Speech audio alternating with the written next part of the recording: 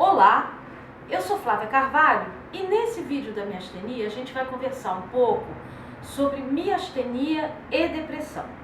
Eu resolvi fazer esse vídeo por 3 motivos.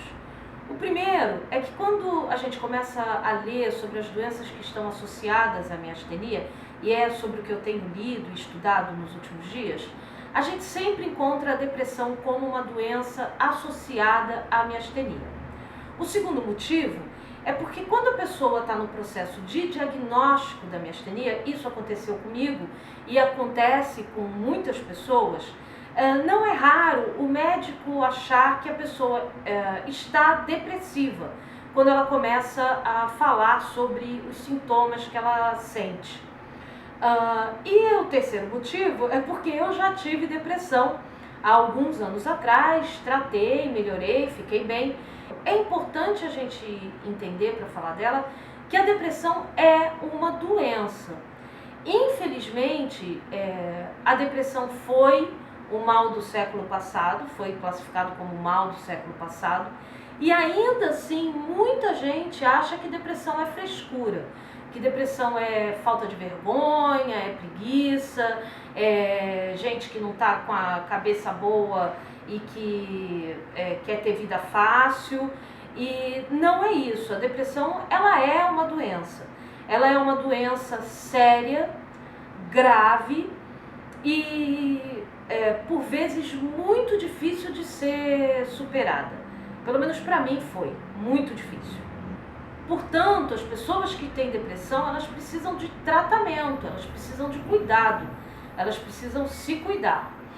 Mas por que a depressão está associada à miastenia, por vezes associada à miastenia, e por que ela é confundida na hora do diagnóstico com a miastenia? Bom, eu tenho lido e pensado muito sobre isso, e como eu vivi já a depressão e vivo hoje a miastenia, eu cheguei a algumas conclusões, né? Se você for ler e ver a questão da depressão, a depressão ela é caracterizada por uma tristeza profunda que a pessoa sente e uma falta de sentido para as coisas. As coisas não têm mais razão de ser. A pessoa ela começa a não ter vontade, a não ver sentido em fazer as coisas que ela precisa fazer. É claro que tem coisas na vida, todos nós, né? Temos que fazer e fazemos e não temos vontade de fazer. Eu tenho dificuldade, por exemplo, para entender uma pessoa que diz que adora lavar louça. Eu conheço alguns doidos assim, tô brincando, mas assim, adoro lavar louça. Eu lavo louça porque eu tenho que lavar louça. Não é o tipo de coisa que eu faça que eu goste de fazer. Passa a ter um sentido quando eu entendo que eu preciso de copo limpo para beber a água, ou a minha Coca Zero, que eu não quero ter a pia, eu não gosto da pia cheia de louça, então isso, lavar a louça, passa a ter um sentido. Mas não é algo que eu goste de fazer. Mas para vocês entenderem, eu gosto, é algo que tem um sentido muito maior para mim, tocar violão. Ainda que eu toque mal, mas eu gosto do violão. É algo que me faz bem.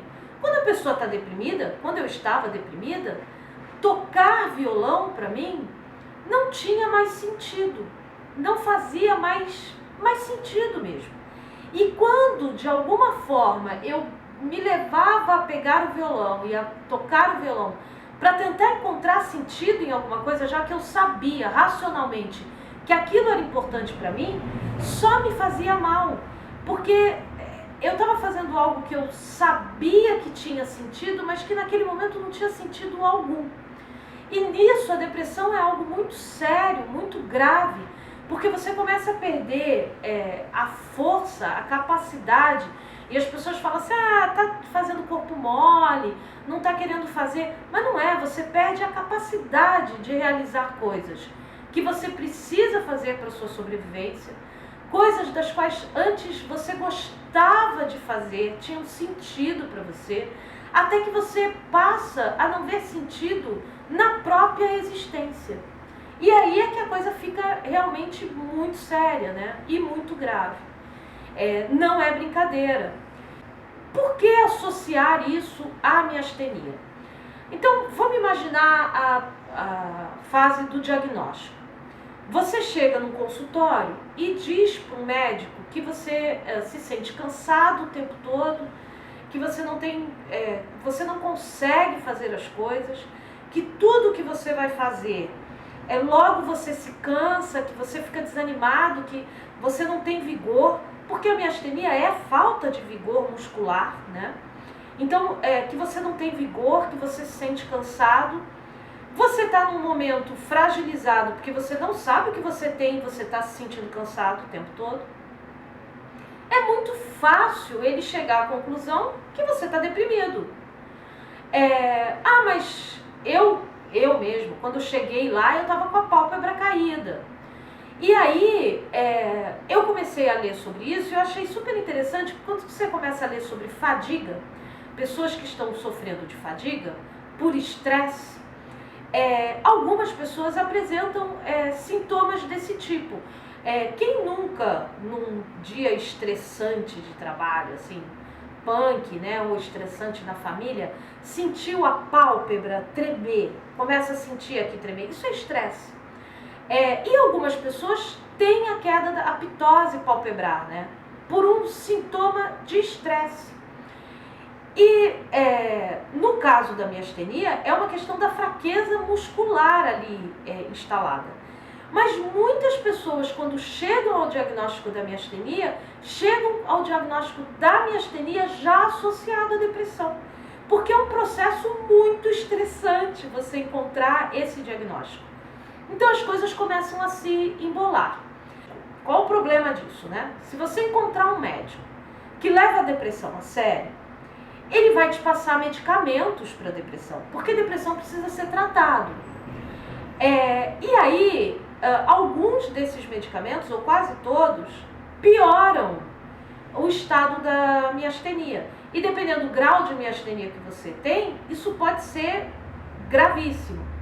Se você pegar médicos que não levam a depressão a sério, porque são pessoas como nós, e se há gente na nossa família, no nosso bairro, na nossa cidade, na nossa sociedade, que não leva a depressão a sério, alguns deles podem ser médicos. Eles podem dizer, como dois disseram para mim, para de frescura, levanta essa cabeça, tira umas férias, toca a vida, toma esse remédio aqui e vambora, vamos parar com isso, você é muito jovem para estar assim. Como eu já tinha tido depressão, eu tinha muito claro para mim que as coisas tinham sentido. E o que tinha sentido na minha vida.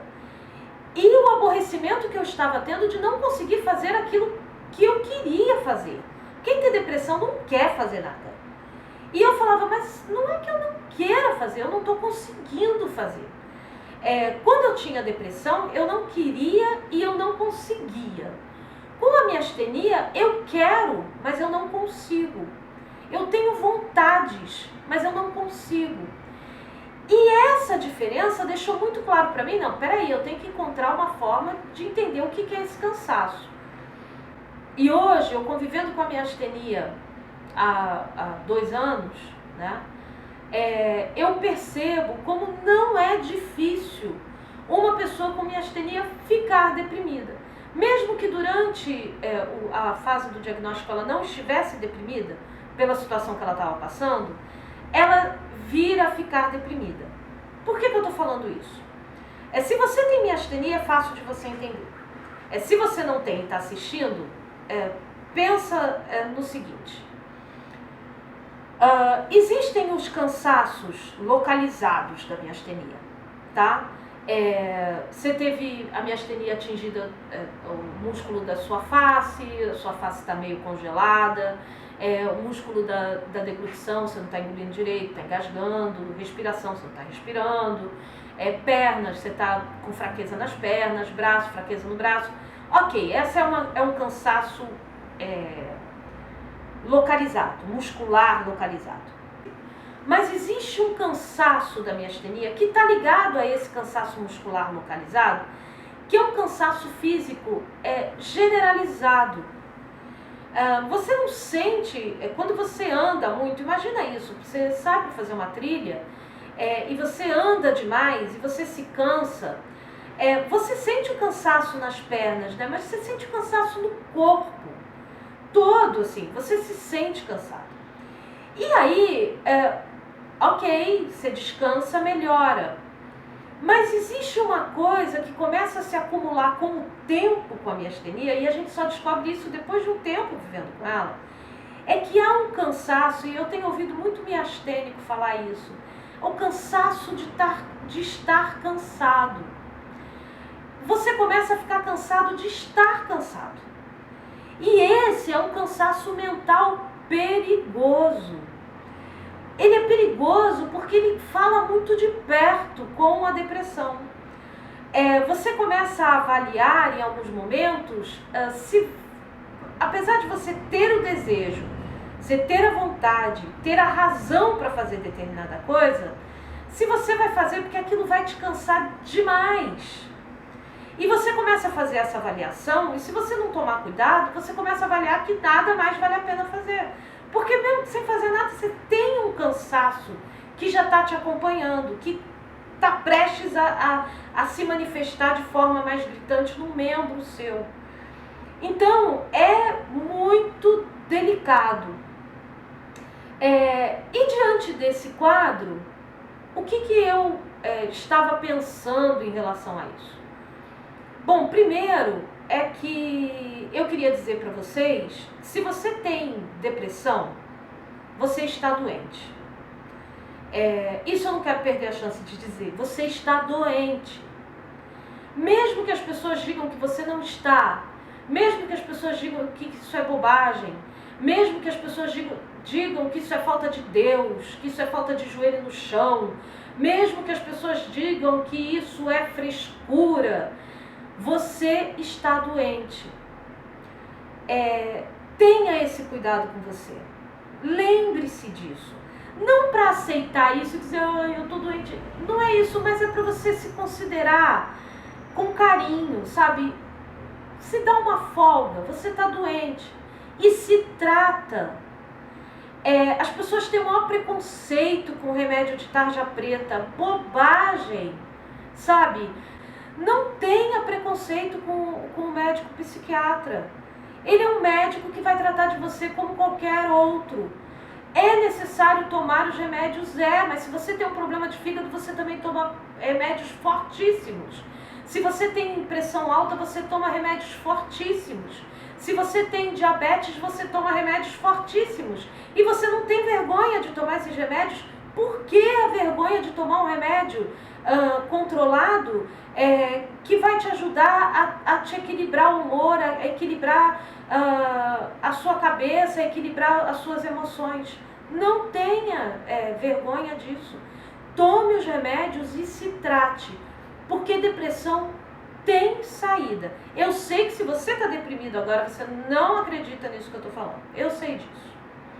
Mas tem saída, cara. Assim, eu saí disso, sabe? Eu tive deprimida, muito deprimida. Muito mesmo. E assim, eu tô aqui. A gente supera, passa. Assim, eu sei que é difícil você acreditar, mas passa. Se você tá deprimido e tá assistindo esse vídeo, cara, já é muita coisa. Então assim, se dê esse voto, você tá doente. Mas se trata, procura ajuda. Se você foi a um terapeuta, não gostou do jeito do terapeuta, não foi com a cara dele, não gostou do que ele falou, não concordou, muda de terapeuta. Não assine contratos vitalícios com terapeuta. Procure, mas encontre ajuda. E se você tem miastenia e não tem depressão, a mesma coisa. Eu não consegui ainda sair da miastenia. Eu ainda sinto os sintomas da miastenia, bastante. Mas eu tenho conhecido pessoas que superaram, pessoas que alcançaram a remissão, pessoas que não têm mais tanta limitação com a miastenia. Então, da mesma forma, cuide-se, tome os remédios, procure alternativas e procure ajuda. Não é fácil conviver com a miastenia. Não tente carregar isso sozinho. E assim, eu vou ser muito honesta, se eu não estivesse num processo terapêutico, eu já faço terapia há muitos anos. Até porque eu tive a depressão lá atrás, né? Seria muito difícil de lidar com esse cansaço, com o cansaço de estar cansado. Procure alternativa, não fique sozinho nisso, porque não é simples, não é simples. Agora, se você está deprimido e com miastenia, não se culpe, porque de fato não é simples, não é simples. E aí o que eu posso dizer para você pega leve com você, pega leve e procura ajuda, sabe? A gente começa a melhorar, a gente começa a criar movimento na vida da gente, mesmo quando a gente está deprimido, quando a gente faz algumas coisas, quando a gente realiza algumas coisas. E às vezes esse realizar é muito quieto, é muito interno, é muito com você. É você conseguir parar e falar, tá bom, você não tá legal hoje, né? Tudo bem, mas você quer dormir? Tá bem. Sabe, não fica se torturando. Se você conseguir parar de se torturar, uau, já é uma grande vitória. Bom, era isso que eu queria dizer.